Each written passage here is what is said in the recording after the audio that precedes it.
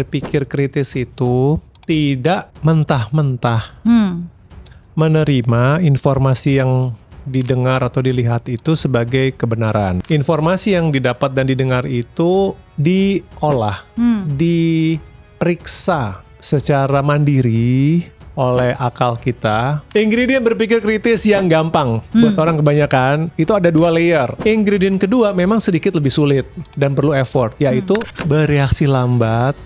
Itu adalah hal yang baik. Yang kedua, mentally lo bisa nggak comfortable untuk being slow, bahkan kalau lo mungkin terlihat bodoh karena itu. Siap nggak kita untuk terlihat bodoh untuk bilang I don't have the answer now? Karena banyak orang itu takut banget image-nya dia nggak bisa berpikir cepat. Nggak ada salahnya ya gitu untuk bilang I don't have the answer now, can I get back to you gitu. Gue beneran kalau gue dipaksa sekarang gue akan keluar dengan half cook answer, gue akan keluar dengan jawaban pencitraan, gue akan keluar dengan whatever pleases the boss, tapi nggak solve the problem in the long run. Lagi-lagi fast is slow nih, gara-gara fast answer malah slow progress. Sebaliknya slow answer tuh bisa jadi lebih baik. Tinggal kitanya siap atau enggak, comfortable nggak dengan itu.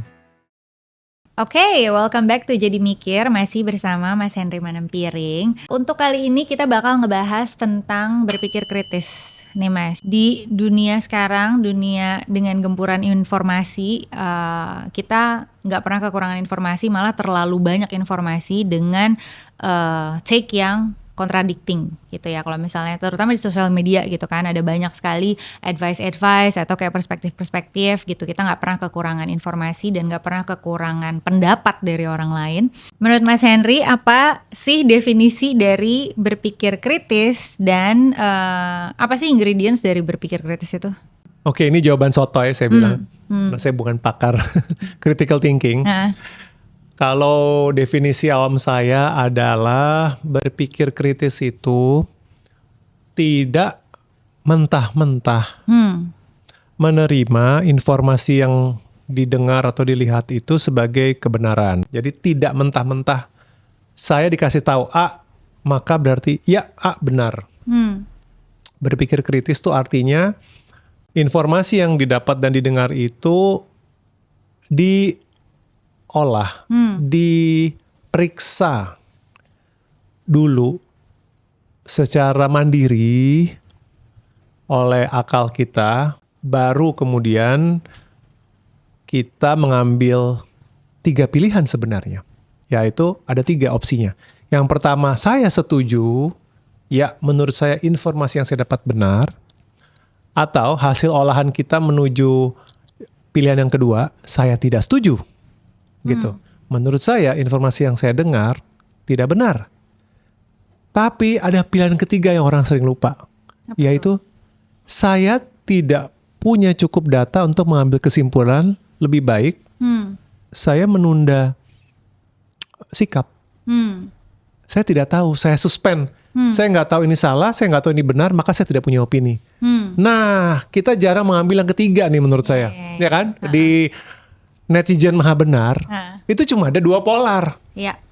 Ini berita bener banget, cuy gitu. Ini absolutely bener. Tabrakanlah sama kelompok orang lain yang enggak, ini pasti salah. Ini pasti nggak benar. Padahal ada opsi ketiga loh. Gue nggak mau ngambil sikap apa-apa, nggak cukup bukti, nggak cukup data, mendingan gue diem. Nah itu definisi menunda judgment. Definisi berpikir kritis. Ingredient berpikir kritis yang gampang buat orang kebanyakan itu ada 2 layer. Layer 1 lebih gampang, layer 2 lebih susah. Ini jawaban sotoy gue. Layer 1, bedakan atau diskriminasi sumber informasinya. Itu aja dulu. Diskriminasi sumber informasinya. Iya. Lo harus mendiskriminasi sumber informasinya. Lo kan tadi bilang di awal bahwa kita hidup tidak kekurangan informasi. Betul nggak? Informasi banyak banget. Tapi kan not all information are created equal. Tidak semua informasi ini derajat martabatnya sama. Ada yang benar, ada yang sampah. Kalau lo bingung karena overwhelm, ya udah deh. Kalau lo nggak bisa menganalisa setiap informasi, lo trace aja sumbernya mana. Itu aja dulu. Itu aja dulu. Kalau informasinya datang dari sumber yang gak jelas, langsung lo turunin aja derajatnya. Contoh, nasehat kesehatan, tips diet gitu kan, cara mengurangi berat badan. Yang ngomong siapa? Lo lihat, kalau yang ngomong cuman selebriti atau apa, yang orang yang nggak jelas trainingnya, nggak apa-apa didengerin, tapi lo parkir di basement. Lo di basement 3 ya, karena lo datangnya kagak jelas sumbernya. Iya. Tapi kalau yang ngomong nutritionist, kredibilitasnya jelas, boleh tuh lo taruh parkir di lantai G gitu kan, parkirnya di paling atas, lo kasih prioritas. Kalau kepala BGN? Iya. Gue gak ikutan deh. Boleh dicek kepala BGN punya kredensial gak? Gitu aja gue balikinnya. Gitu. Dan itu apapun, dari politik, dari tips kesehatan, tips finansial. Ini paling bahaya nih tips finansial. Ya kan, tips investment. Iya benar. Datangnya dari orang yang flexing. Gitu kan. Set, yang penting mobilnya mewah, rumah gue mewah, bling-bling gitu kan. Dia punya track record gak sih buat ngomongin ini? Kagak. Lo parkirnya di paling bawah. Ingredient kedua memang sedikit lebih sulit dan perlu effort, yaitu educate yourself on the subject. Nah memang ini kan berarti butuh investment lebih. Sebagai contoh, kalau lo nggak pengen ditipu soal investment, ingredient kritis lo adalah ya lo belajar dong basic, lo nggak harus expert. Gitu. Kenapa sih gitu? Ada pro dan kontra. At the basic level lo bisa belajar kok. Gitu. Kesehatan juga gitu. Lo ngerti apa itu metabolisme, basic aja gitu. Kenapa olahraga penting? Kenapa ultra processed food buruk dan harusnya nggak masuk di MBG? Kenapa? Lu sih yang mulai. Ini nggak apa-apa dimasukin. Nggak boleh ada ultra processed food harusnya. Lo harus ngerti kenapa, apa yang salah dengan ultra processed food, apa yang salah dengan minuman manis at the basic level. Gitu. Semakin lo educate yourself di topik-topik yang buat lo relevan, semoga lo semakin immune terhadap informasi sampah gitu. Nah, jadi itu berpikir kritis ada 2. Ya. Terus pertanyaan selanjutnya. Jadi kan kalau misalnya sekarang kan dunia tuh kayak cepet banget ya, maksudnya terutama kalau di lingkungan kerjaan fast pace banget, terus kita harus bikin decisions itu cepet gitu kan. Oh ada keadaan kayak gini, decision makingnya kayak gini. Ada keadaan kayak gini, decision makingnya kayak gini. Akhirnya kita jadi terbiasa agak autopilot gitu. Jadi reaktif aja. Nah, apa sih yang bisa kita lakukan supaya misalnya di keseharian kita tuh punya jeda gitu. Kayak, ntar dulu deh, ini gue bener apa enggak ya mikirnya. Kayak, supaya kita gak jadi reaction, gak menjadi orang yang reaktif gitu dalam menilai sesuatu. Jawabannya adalah slow down. Kalau tadi lo bilang problemnya adalah kita hidup di fast paced world dan apa-apa dituntut harus cepat dan resist it. Sorry, mungkin easier said than done, tapi nanti gue coba elaborate ya. Resistlah setiap impuls untuk apa-apa harus cepat. Dan berarti ada 2 komponennya. Yang pertama, ngerti bahwa slow down has its merit, ya. Lo harus ngerti bahwa slow itu bermanfaat. Gue pernah baca di medsos, aduh sayangnya gue gak bisa attribute karena gue lupa. Tapi ada kalimat yang bagus. Fast is slow, slow is fast. Ini kayak Navy Seal. Oh, gue gak tahu. Masa sih? Iya, itu Navy Seal. Tapi paradoks itu maksudnya begini. Ketika lo segala sesuatu lo gerasa gerusu, in the name of fast, bisa jadi lo malah lebih slow. Bikin aplikasi, hantem sana, hantem sini, kode masih belepotan. Cepat memang jadinya. Launching produk, go to marketnya super agresif, super cepat. Demi mengejar kecepatan, akhirnya barangnya berantakan, lo diomelin ini, lo kena PR crisis. Things become slow. Malah jadi perbaikan ya. Malah jadi lambat kan, backtracking apa segala macam. On the other hand, slow is fast. Kenapa? Karena lo take time, nggak gerasa gerusu, sehingga pas eksekusi malah lebih rapi, malah nggak banyak bolak-baliknya, nggak banyak yang harus di repair gitu. Akhirnya jadi lebih lancar.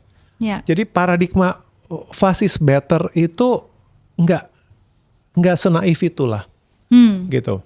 Jadi ingat-ingat itu aja. Fast is slow, slow is fast.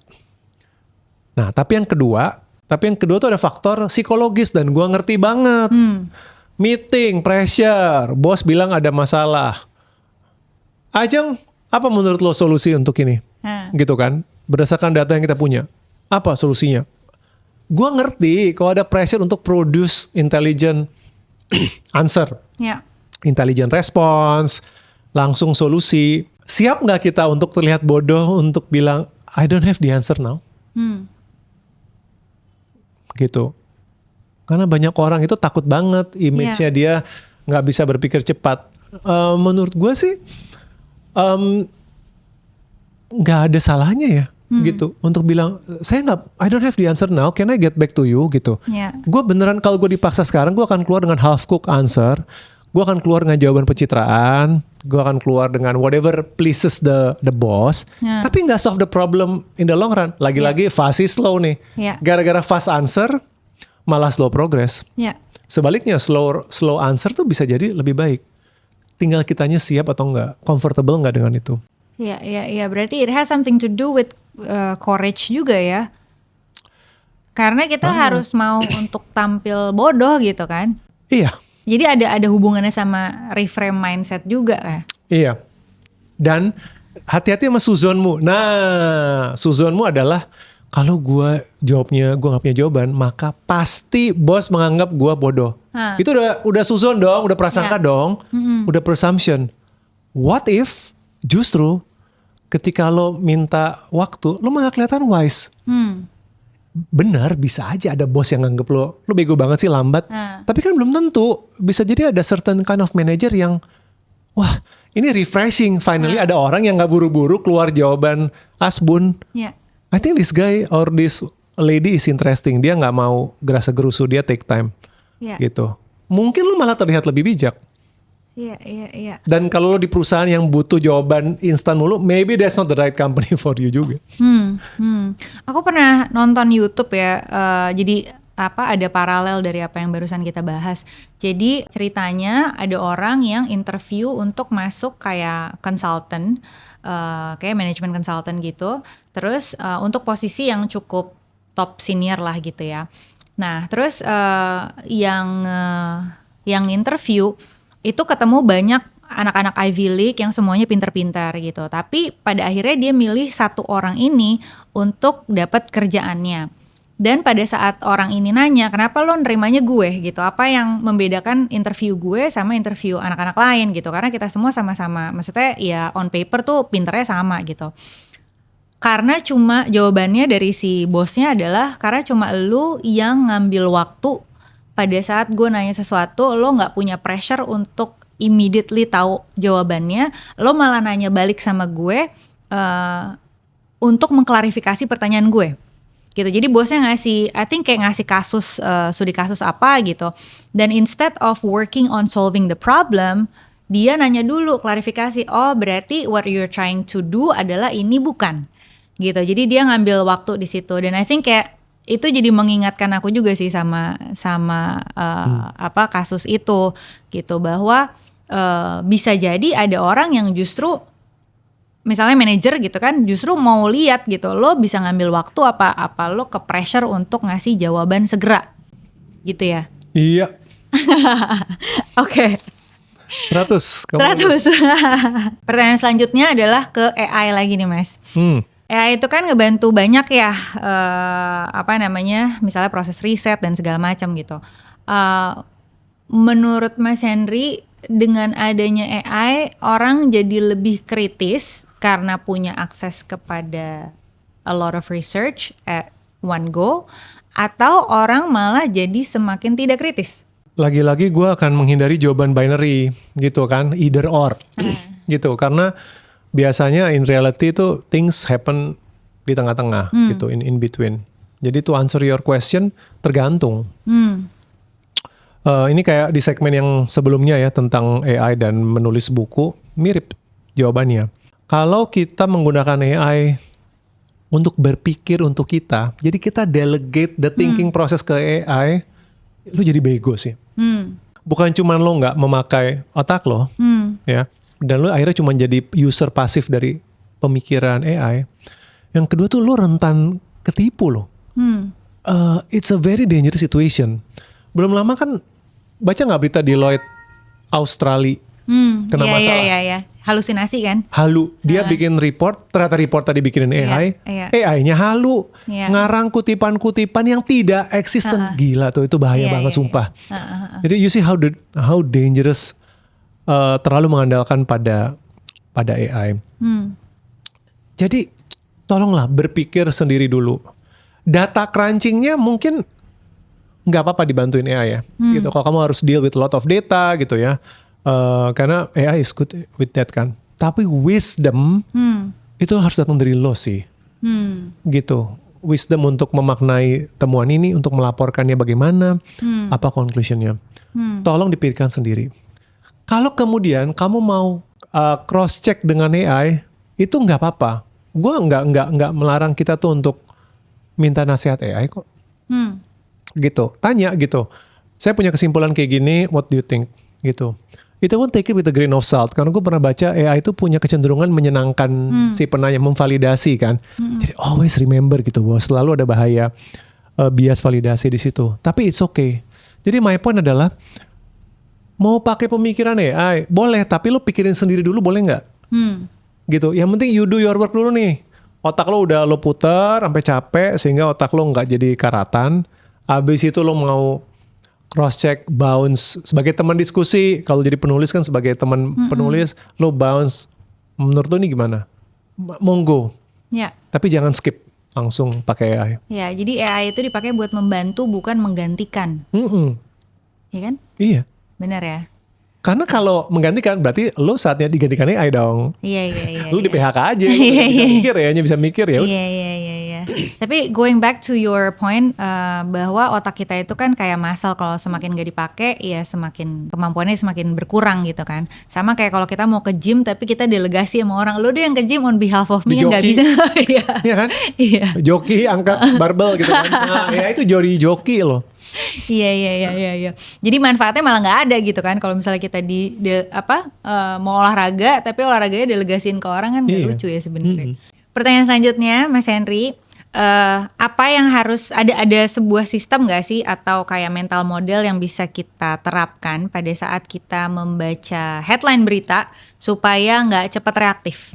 Dari headline berita yang bikin resah sampai kata-kata influencer gitu atau seleb. Berlaku sama sih. Ini berhubungan dengan tadi yang gue bilang. Tidak semua laki-laki. Lu kenapa sih dengan tidak semua laki-laki? Kamu sangat terobsesi ya dengan semua laki-laki. Tidak semua laki. Tidak semua derajat sumber berita atau informasi, termasuk sumber headline, itu derajatnya tidak sama. Mulainya dari situ dulu, gitu. Dari mana nih sumber informasinya? Oh, kantor berita yang terpercaya atau tokoh yang memang kredibel, gitu. Kalau gitu yang ini saya dengerin deh, gitu. Tapi yang satunya lagi kalau nggak jelas, kalau nakut-nakutin dan saya nggak bisa establish kredibilitasnya, mendingan jangan terlalu saya pikirin. Ya, itu dulu dari sumber. Nah, kemudian untuk stepnya, ini saya ambil dari buku saya Filosofi Teras. Sebenarnya singkatan aja sih, permainan singkatan yang gampang diingat. Singkatannya itu STAR, bintang gitu, STAR. Dan singkatannya adalah S itu stop, T dan A-nya itu think, baru assess. Berpikir, baru menilai, baru R-nya itu respon, STAR. Pakainya kapan? Ya pakainya kapan aja lo ngelihat headline atau statement yang langsung bikin lo merasa khawatir, cemas, emosi nggak sehat. Ingat lo, star. Nah, gitu. Bintang gitu. I think there is a good wisdom. Zaman dulu kan orang zaman dulu bilang gini bukan? Kalau mau marah itu sampai 10, pernah denger itu nggak? Nggak pernah denger ya? Nah, gue dulu kayak pernah denger pepatah lama gitu loh. Kalau mau marah, count to 10. Soalnya gitu. Dulu banget itu kayaknya. Itu kayaknya dulu banget ya generasinya. Sekarang 10 aja udah kelamaan deh.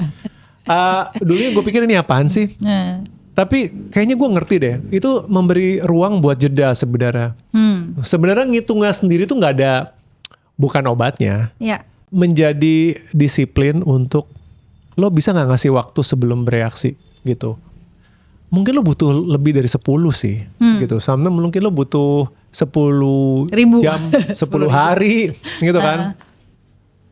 Lo dilamar mungkin jangan cepet-cepet bilang iya gak sih? Dilamar, hitung dulu. Udah terjadi. Ouch. Gak harus dijawab on the spot, gitu. Nah, T dan A-nya itu adalah engage dong, engage your mind dong, engage your brain, think dan assess. Apa yang gue baca ini bener gak ya? Gitu. Apa yang gue baca ini di bawah kendali gue atau enggak?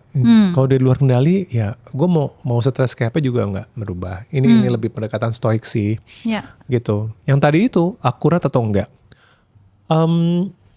Buktinya cukup nggak untuk gue percaya? Atau jangan-jangan gue suspend dulu kayak tadi kan? Opsi ketiga tuh jangan dipakai tuh. Gue nggak perlu punya opini apa-apa. Gue tampung dulu, tapi gue parkir. Gue nggak perlu setuju, gue nggak perlu nggak setuju, gitu. Nah, sebenarnya yang mau dicapai dari T dan A dari Star ini tuh bukan lo dapet jawaban yang bener kok. Kalau dapet syukur, tapi sebenarnya tuh ya, buat gue manfaatnya itu adalah ngedistract lu dulu dari memberi respon terburu-buru, gitu. You disrupt your own train of thought, dan itu bisa jadi sehat, dan itu memberikan jeda itu loh, slow down itu juga. Semuanya itu slow down. Baru R, STA, stop, think, dan assess. Baru terakhir banget lo respon. Nggak ada yang istimewa dari singkatan ini.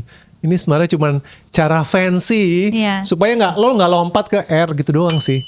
Jeda, pikirin, evaluasi, baru respon. Udah. Oke, jadi sebenarnya kalau bisa kita rangkum, komponen utama dari berpikir kritis itu justru ada di stopnya ya. Iya kan? Maksudnya kayak komponen utamanya bukan di R-nya, tapi justru kayak diem dulu, terus mikir. Iya kan? Jadi mikir, kayak gitu. Jadi mikir. Halus masuknya. Oke, jadi gitu ya teman-teman. Kalau misalnya jarinya udah pengen bergoyang setiap kali ngelihat headline, jangan lupa untuk stop dulu. STAR, stop, thinking, assess, baru respon. Gitu. Oke, gitu dulu untuk video kali ini. Thank you again, Mas Henry. Sama-sama. Ngobrol-ngobrolnya. Sampai ketemu lagi di episode selanjutnya. Bye.